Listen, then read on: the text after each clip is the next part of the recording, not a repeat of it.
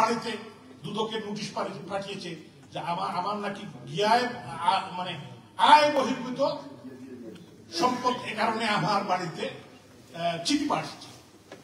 অত্যন্ত দুর্ভাগ্যের বিষয়। আমি যখন আমার নির্বাচনী হলফনামায় যে আমার যে সম্পত্তির হিসাবটা দিয়েছিলাম, আমি অত্যন্ত সঠিকভাবে, আমার খুব একটা সম্পত্তি নাই।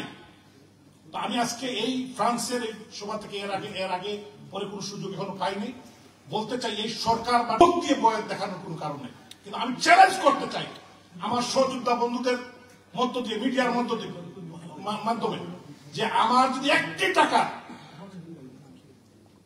তারা অসৎ উপায়ে ইনকাম করার দেখাতে পারে, তাহলে আমি রাজনীতি ছেড়ে দেব।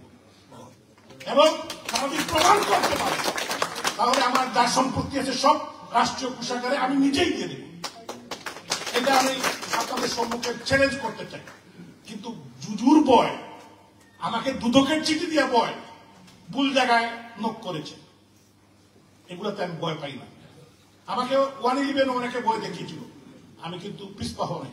আদর্শিক জায়গায়, দেশের প্রশ্নে, বঙ্গবন্ধুর প্রশ্নে, বঙ্গবন্ধু কন্যা শেখ হাসিনার প্রশ্নে, আওয়ামী লীগের প্রশ্নে, পতাকা মানচিত্রের প্রশ্নে, গণতন্ত্রের প্রশ্নে আমাকে কেউ থামাতে পারবে না। এটা আমি আপনাদেরকে সামনে রেখে আজকে যেহেতু সুযোগ পেলাম, আমি কথা বলতে চাই। এখানে যারা আমাদের অত্যন্ত গুরুত্বপূর্ণ বক্তারা বক্তব্য রেখেছেন, এখানে আমার বন্ধু আজাদুর রহমান আজাদ, আমাদের সিলেট মহানগর আওয়ামী লীগের সংগ্রামী যুগ্ম সাধারণ সম্পাদক এখানে উপস্থিত আছেন। আমাদের